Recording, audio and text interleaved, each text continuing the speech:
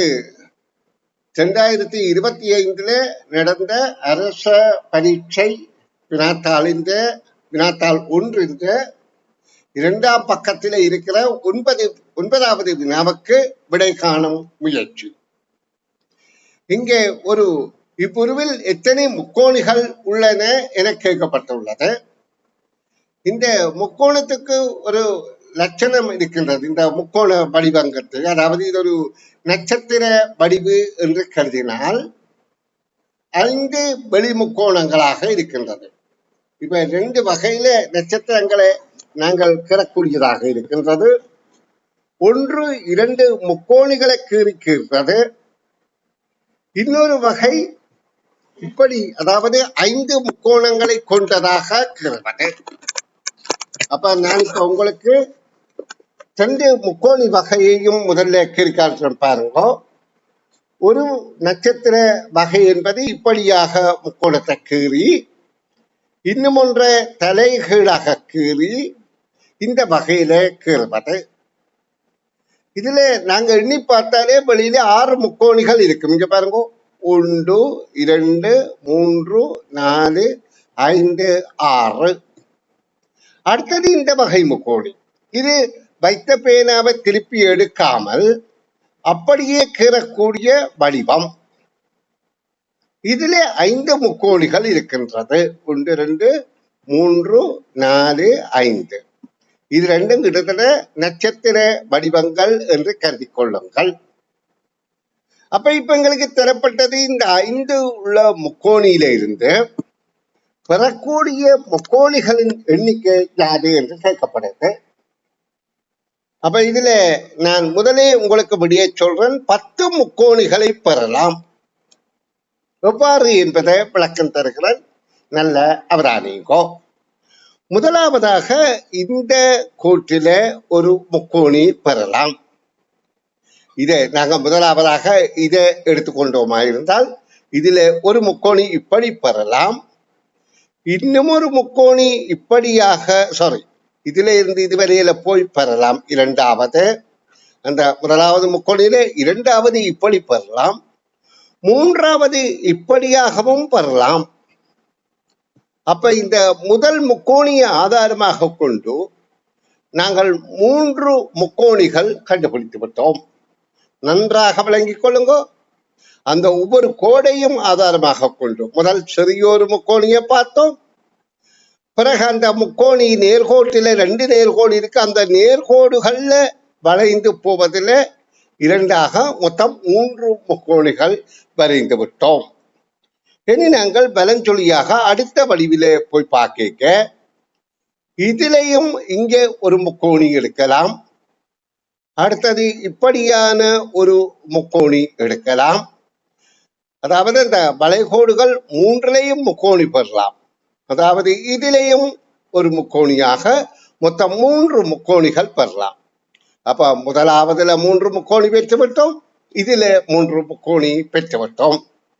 அடுத்தது பலஞ்சொலியாக உள்ள அடுத்த அடையாளத்துக்கு நாங்க போகிற போது இதுல இங்க பாருங்க, ஒரு முக்கோணி, இதுல இருந்து அடுத்த முக்கோணி இப்படியான ஒன்று பெறலாம். இந்த 2 தான் பெறலாம். ஏனென்றால் மற்ற முக்கோணி ஏற்கனவே பெறப்பட்டு விட்டது. அப்ப இது பெற முடியாது. அப்ப 2 தான் பெறலாம். அப்ப உங்களுக்கு தெரியுது, ஒன்றுல 3 முக்கோணி பெற்றோம், மற்றதிலையும் 3 முக்கோணி பெற்றோம், மற்றதிலே 2 முக்கோணிகள் பெற்றோம். மற்றது இதுல இந்த அடுத்த வடிவங்கள்ல நல்லா அவதானித்தால் விளங்கும் உங்களுக்கு. அடுத்த வடிவங்கள்ல இதுல ஒரு முக்கோணி மாத்திரம்தான் பெறலாம், மற்றையெல்லாம் பெறப்பட்டு விட்டது.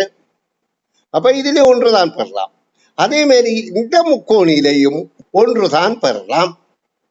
அப்ப 3, 3, 2, 1, 1 என 10 முக்கோணிகள் மாத்திரமே பெற முடியும். அப்ப கேள்விக்கான விடை 10 என்பதாகும். அப்ப இதுல எங்களுடைய கற்புலன் ஆற்றலும் அந்த கேள்விகளை நுட்பமாக ஆய்வு செய்கிற திறமையும் தான் எங்களுக்கு பலனை தந்தது. அதாவது ஒரு முக்கோணத்தில இருந்து 3 முக்கோணத்தை பெறலாம், இதில இருந்து 3 முக்கோணத்தை பெறலாம், இதில இருந்து 2 முக்கோணத்தை பெறலாம். இந்த மாதிரி வந்தால் இதில இருந்து 1 தான் பெறலாம், இதிலையும் 1 தான் பெறலாம். அப்ப மொத்தம் 10 முக்கோணிகள் பெறக்கூடியதாக இருக்கின்றது. ஏனென்றால் இதிலே ஒரு முக்கோணி தான் பெறலாம் என்பது காரணம் என்னென்றால் மற்ற முக்கோணிகள் எல்லாம் ஏற்கனவே பெறப்பட்டு விட்டது. இங்க பாருங்கோ, மற்ற முக்கோணி இப்படியாக வருகிற முக்கோணி இந்த இடத்துல பெறப்பட்டு விட்டது. அடுத்தது இதே போல அடுத்த இந்த கோட்டுல போய் வர முக்கோணி இங்க பாருங்கோ, இதுல இந்த கோட்டுல போற இந்த முக்கோணி பெறலாம் என்று சொல்லிட்டேன். அப்ப அடுத்தது இப்படியாக போய் வருகிற முக்கோணியும் இந்த கோட்டுல பெறப்பட்டு விட்டது. அப்ப இங்க ஒவ்வொன்றுதான் பெறலாம். முதல்ல 3 3 2 1 1 என 10 முக்கோணிகள் மாத்திரமே பெறலாம் என்பது உங்களுக்கு தெளிவாகி இருக்கும் என எதிர்பார்த்து கொண்டு இனி 10வது வினாவுக்கு விடை விளக்கம் தருகின்றேன். 10வது வினாவில இதில் ஒரு சதுரமுகி தரப்பட்டிருக்கு, அதாவது தாயக்கட்டை. அதுல இந்த 3 எண்கள் இருக்கின்றது. இந்த 3 இலக்கங்களை ஆதாரமாக கொண்டு கேள்விக்கு நாங்கள் நுழைப்போம். முதல்ல எங்களோட கண் பார்வையில இந்த சதுரமுகி தெரியுது. அப்ப இந்த சதுரமுகி ஆக்கிற அட்டைக்கீலம், அந்த அட்டைக்கீலம் எவ்வாறு இருக்க வேணும், அதில் உள்ள இலக்கங்கள் என்பது போன்றன எங்களுக்கு கண்ணுக்கு புலனாகின்றது. இப்ப இதுல 1 2 3 என்ற இலக்கங்கள் இருக்குது. இப்ப அதை வைத்துக்கொண்டு நாங்கள் கேள்விக்கு வருவோம். ஒரு சதுரமுகியின் 6 முகங்களிலும், அப்ப எங்களுக்கு தெரியும் ஒரு சதுரமுகி ஆக்குவதாக இருந்தால் அந்த அட்டைக்கிலத்துக்கு 6 முகங்கள் இருக்க வேண்டும். இப்படியாக இதுல 2 இன்னும் ஒரு முகம். அப்ப இப்படியான 6 முகம் இருந்தால்தான் அதை சதுரமுகியாக ஆக்க முடியும். இப்ப இது நாங்கள் சதுரமுகியாக மாற்றுகின்ற போது 4 முகங்கள் நிலைக்குத்தாகவும், நிலைக்குத்து என்றால் நிலைக்குத்தாக இருக்கிறது, இப்படி இருக்கிறது, நிமிந்திருக்கிறது. அடுத்த கிடை என்பது 2 முகங்கள் கிடையாகவும் இருக்கின்றது. உங்களுக்கு அதை புரிந்து கொள்வதற்காக நான் தருகின்ற விளக்கத்தை கவனியுங்கோ. இப்ப இந்த தாயக்கட்டையில இது ஒரு நிலைக்குத்து முகம், இது ஒரு நிலைக்குத்து முகம். இதற்கு எதிராக இன்னும் 2 நிலைக்குத்து முகங்கள் இந்த பக்கத்துல இருக்கும் என்பது உங்களுக்கு தெரியுது. இதுல கிடையாக இருக்கின்ற முகங்கள், மேலே இருக்கிற முகம் கிடையாக இருக்குது, கீழையும் கிடையாக இருக்கும். அப்ப இதுல இருந்து உங்களுக்கு என்ன விளங்குது, 4 நிலைக்குத்து முகங்கள் இருக்கின்றன, 2 கிடை முகங்கள் இருக்கின்றன என்பதை புரிந்து கொள்ளுங்க. இப்ப இந்த அட்டைக்கீலத்தை நாங்கள் அதாவது சதுரமுகி ஆக்கினால் இது 2ம் கிடையாக இருந்தால் இது 4மே நிலைக்குத்தாகத்தான் இருக்கும். நான் கீறுகின்ற வடிவில இல்லை, இது தலைகீழாகவும் நிலைக்குத்தாகத்தான் இருக்குது. இதை திருப்புகின்ற போது 4ம் நிலைக்குத்தாக இருக்கும், 2 கிடையாக இருக்கும். எதிரெதிராக இருக்கிறது கிடையாக இருக்கும். அல்ல இது 2ம் கிடையாக இருந்தா மற்ற 4 நிலைக்குத்தாக இருக்கும். அப்படி இல்லை இது 2ம் கிடையாக இருந்தா மற்ற 4 நிலைக்குத்தாக இருக்கும். புரிந்து கொள்ளுங்கள். இப்ப கேள்வி, ஒரு சதுரமுகியின் 6 முகங்களின் மீதும் 1 2 3 4 5 6 என்னும் இலக்கங்கள் ஒவ்வொரு முகத்தின் மீதும் ஓர் இலக்கம் வீதம் ஒன்றுக்கொன்று எதிரே உள்ள முகங்களின் மீதும் இருக்கும் இலக்கங்களின் கூட்டுத்தொகை 7 ஆகவும். இப்ப இந்த கருத்தை நல்லா புரிந்து கொள்ளுங்க. இப்ப நான் திரும்ப உங்களுக்கு இப்ப காட்டுறேன். இப்ப இந்த சதுரமுகி ஆக்கிற அட்டைக்கீலத்தை காட்டுறேன். இப்படியாக இருக்கின்றது என்று வைத்துக் கொள்ளுங்க. இதில் 6 முகங்கள் இருக்கின்றது. இதுல 1 2 3 என்பதை நான் இப்போ 1 இங்கே எழுதுறேன், 2 இங்கே எழுதுறேன், 3 இங்கே எழுதலாம். அதாவது 1, 2, 3 3 அடைப்புகளுக்கு எழுதிவிட்டேன். இப்ப 4, 5, 6 என்ற இலக்கங்கள் எழுதப்பட வேண்டும்.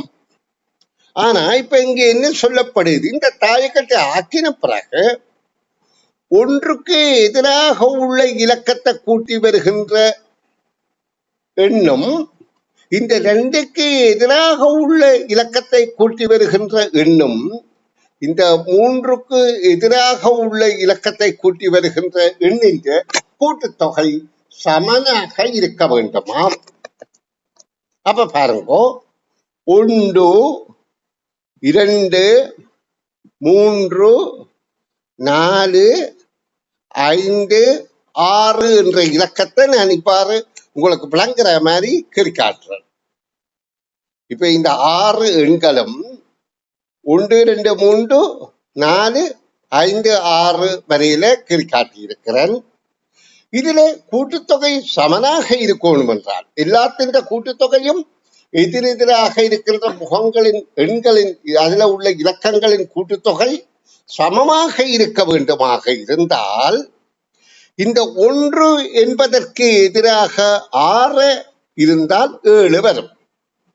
இந்த 2 என்பதற்கு எதிராக 5 இருந்தால் 7 வரும். இந்த 3 என்பதற்கு எதிராக 4 இருந்தால் 7 வரும். இப்ப பாருங்க, இந்த 1க்கு எதிராக இங்க 6 இருக்க வேணும். இந்த 2க்கு எதிராக இங்க 5 இருக்க வேண்டும். இந்த 3க்கு எதிராக இங்க 4 இருக்க வேண்டும். இப்ப உங்களுக்கு தாயக்கட்டையின் எதிரெதிர் முகங்களின் கூட்டுத்தொகை சமமாக இருக்கக்கூடிய முறை விளங்கிவிட்டது. இப்ப இந்த நான் கீறிய தாயக்கட்டையில 1க்கு எதிராக 6 என்றால் இதற்கு எதிராக வருவது இந்த பக்கம்தான். அப்ப இங்க 6. இந்த 2க்கு எதிராக 5 என்றால் எதிராக வருவது இதுதான். அப்ப இங்க 5. இங்க 3க்கு எதிராக 7 வருவதற்கு 4. ஏன் எல்லா கூட்டுத்தொகையும் 7ஆக இருத்தல் வேண்டும். அப்ப இந்த தாயக்கட்டையில எழுதுற எண்கள் எங்களுக்கு விளங்கிவிட்டது. இப்ப கேள்வி இன்னும் ஆழமாக இருக்கின்றது. சதுரமுகியின் எந்த ஒரு முகத்தையும் இதுல எந்த ஒரு முகத்தை இப்ப இது அழிக்கிறேன், அழிச்சு போட்டு விளக்கந்தாரன் கவனிங்கோ. சதுரமுகியின் எந்த ஒரு இலக்கத்தையும் இந்த 1 அல்லது இந்த 2 அல்லது இந்த 3 தெரிந்த வகையில இந்த ஏதாவது 6 எண்களில் ஏதாவது ஒரு எண்ண எந்த ஒரு முகத்தையும் அடுத்துள்ள 4 முகங்களில் அடுத்துள்ள 4 முகம் என்றால் எதிராக இருக்கிற முகம் அல்ல. இப்ப கவனிங்கோ, இந்த 1க்கு எதிராக இருக்கிறது கீழே இருக்கும். அப்ப அது இன்னும் 6ஆக இருக்கும். அப்ப இப்ப கேட்கப்படுகின்றது இதற்கு அடுத்துள்ள 4 முகங்கள். அடுத்துள்ள 4 முகம் என்றால் இது ஒரு முகம், இது ஒரு முகம், இதற்கு எதிராக வார முகம், இதற்கு எதிராக வார முகம். அதாவது அந்த ஒரு முகத்தில எந்த ஒரு முகத்தையும் அடுத்துள்ள 4 முகங்களின் மீதும் இருக்கும் இலக்கங்களின் கூட்டுத்தொகை யாது? குழந்தைகளுக்கு நான் மீள சொல்றேன், இந்த வகையான கேள்விகள் கடினமான கேள்விகள் அல்ல. நாங்கள் ஏற்கனவே பயிற்சி பெற்றிருந்தால் இந்த கேள்விகளை இலகுவாக வெற்றி கொள்ள முடியும். இப்ப உங்களுக்கு நான் மிக மென்மையாகத்தான் தாரன் பயிற்சிகளை, நீங்க புரிந்து கொள்ள முயற்சி செய்யுங்கோ. முடியாத பட்சத்துல உங்களுடைய பெற்றோரின் உதவியை நீங்க நிச்சயம் நாடத்தான் வேண்டும். காரணம் என்னென்றால் பெற்றோர் உணவு மட்டுமல்ல அறிவையும் ஊட்டுவதற்கு உதவி செய்வார்கள்.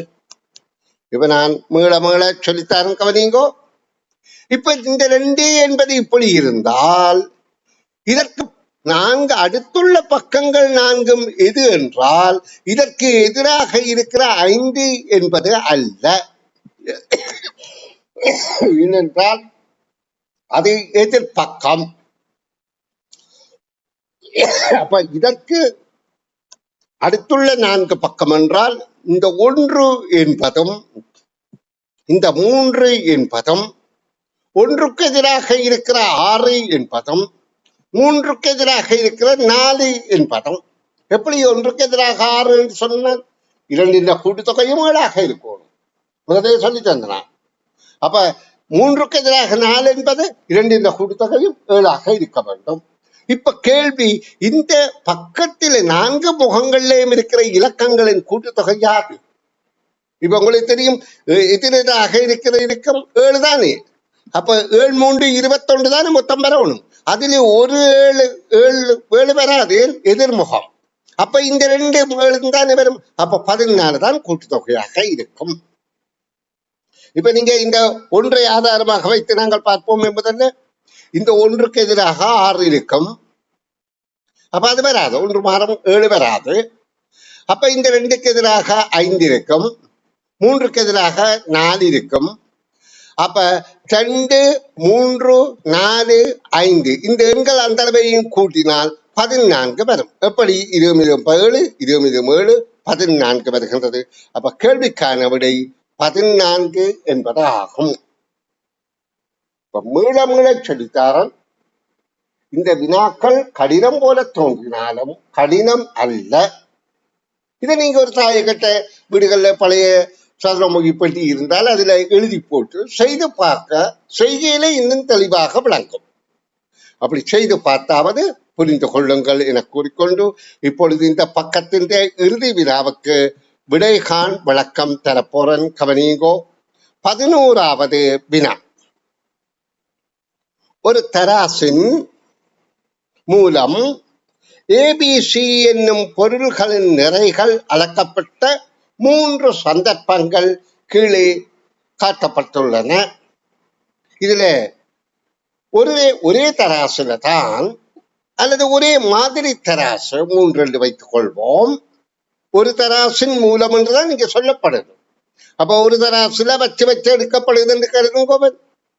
ஒரு தராசின் மூலம் ஏபிசி எனும் 3 பொருள்கள் எனும் பொருள்களின் நிறைகள் அளக்கப்பட்ட 3 சந்தர்ப்பங்கள்.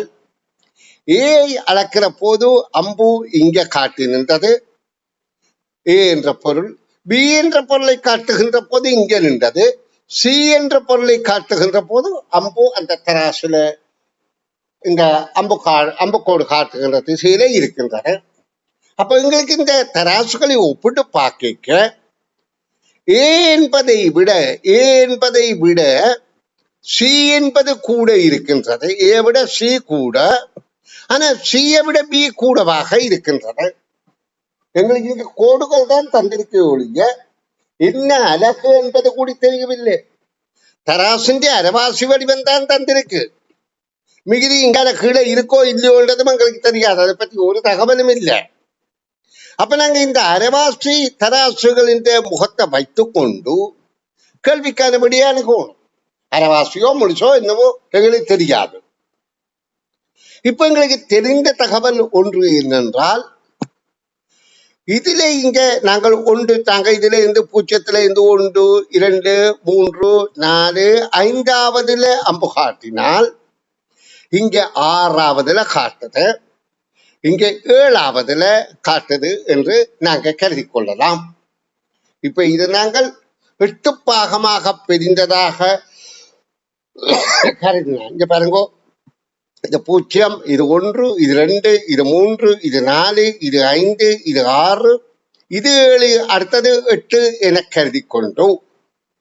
அது கடைசியில கோடு இல்லாவிட்டாலும் அடியொரு எண் இருக்குதானே, அந்த அடிவரைக்கும் நம்ம அசையலாம் தானே. அப்ப 8 என்ற அடிப்படை கருத்துல நாங்கள் இந்த கண்ணுக்கு தெரிந்த அளவில் இதை விட 1 இங்க கூட, இதை விட 1 இங்க கூட. இப்ப கேள்வி என்ன? அதற்கேற்ப ஏபிசி ஆகிய 3 பொருள்களின் நிறைகள் முறையே இங்க தரப்பட்ட நிறைகள்ல எதை பொருத்தமாக கருதலாம் என்பதை பார்ப்போம். அப்ப நாங்க இங்க பார்க்கணும். முதலாவது 450 தந்திருக்கு, அடுத்து 550 தந்திருக்கு. ஆனா இதை விட இது 2 அலகுகள் கூட. அப்ப 450 விட 550 கூட என்றால் 100 கூட. அப்ப இது 500ஆக இருக்கலாம், 1 அலகு கூட. 450 விட ஒரு 50 கூடினால் 500, 500 விட ஒரு 50 கூடினால் 550. இது பொருத்தமாக இருக்கின்றது விட. அப்ப ஏன் இது பொருத்தமில்லை என்றதை நாங்கள் பார்க்கணும். அடுத்த விடைகளை ஏன் பொருத்தமில்லை என்று பார்த்தால், முதலாவது 450 இருந்தால், இது 650 இருந்தால், இது 2 அலகு கூடியிருக்கு. அப்ப 2 கூடினது 650 என்றால் ஒரு அலகு 100 குறிக்குது. அப்ப இது 550 இருக்க வேண்டும். ஆனா இங்க இது 600 இருக்குது. அப்ப தவறு. நன்றாக புரிந்து கொள்ளுங்க. அப்ப இது 450 என்றால், அடுத்தது 650 என்றால், 450க்கும் 650க்கும் இடையிலே 200 வித்தியாசம். அப்போ ஒரு கோடு 100 குறிக்கின்றது. அப்ப இது 550 இருக்க வேண்டும். ஆனா இங்க 600 இருக்கிறது. தவறு. இனி அடுத்த மூன்றாவது விடை ஏன் தவறு என்பதையும் பார்ப்போம். மூன்றாவது விடை, இது 600 என்றால், இது 800 என்றால், இதைவிட இது 2 கோடுகள் அலகுகள் கூட இருக்குது. அப்ப 200 கூட இருக்கின்றது. இது ஒரு அலகு கூட இருக்கின்றது. அப்ப இது 700 இருக்க வேண்டும். ஆனா இங்க 750 என்று இருக்கு. அப்ப இதுகள் தவறு. இப்ப குழந்தைகளுக்கு ஓரளவு தெளிவாக புரிந்திருக்கும். கொஞ்சம் கடினம் போல இருந்தாலும், இங்க பாருங்க, இந்த கேள்வி கொஞ்சம் கடினம் போல இருந்தாலும் நாங்கள் கொஞ்சம் இலகுவாக வாசிக்க புரிந்து கொள்ள தெரிந்தால் இந்த கேள்விகள் இலகுவானதான். அப்ப படித்த பிள்ளைக்கு பரீட்சை செய்கிறது பிரச்சனை இல்லை, இன்னும் ஆர்வமாக இருக்கும். ஏன் இந்த மாதிரி கேள்வி எது என்று பார்த்து புது வகையில வார கேள்விக்கு பதிலளிக்கிற ஒரு சவாலன் திறமையும். இப்ப நான் 3 கேள்விகளுக்கும் விளக்கம் தந்துவிட்டேன். இது காணொலியாக என்னுடைய யூடியூப் சேனல்ல போடப்படும். உங்களுக்கு புரியவில்லை என்றால் திரும்ப திரும்ப இதை பார்த்து பெற்றோர் பிள்ளைகளுக்கு ஊட்டுங்கோ. அதுதான் சிறந்த பயிற்சி என்பதுதான் என்னுடைய அனுபவ கருத்து.